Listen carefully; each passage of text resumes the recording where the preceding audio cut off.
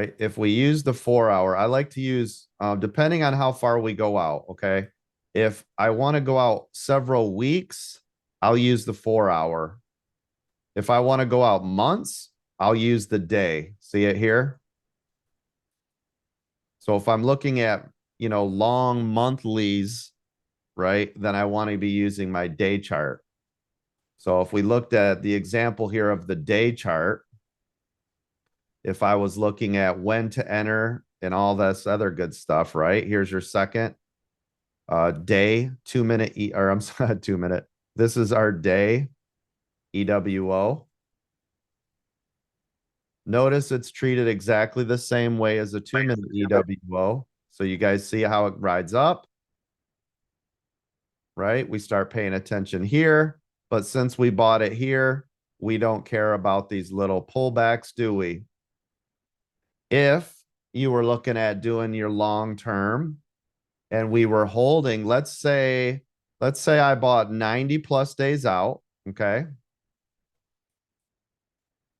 Or if I bought leaps, which is anything over a year, same thing, right? Let's say I bought calls 90 plus days out, we would use the same strategy. So right here, if you were looking at a shorter interim, meaning a couple months versus, a year or whatever, this would be a great place to sell half. Do you see the pullback? Same thing here. Here's a pullback. So you could do 50, 20, comes up, pulls back, 20, continues to pull and flags right here, which is already telling you better pay attention.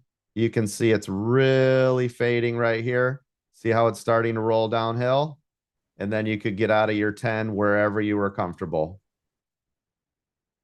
So this would be on a longer time frame, doing the same thing we do using the Elliott wave oscillator, except you're going out on a day chart instead of a 2 minute EWO, which is the same day swing trade in the same day. Does that make sense?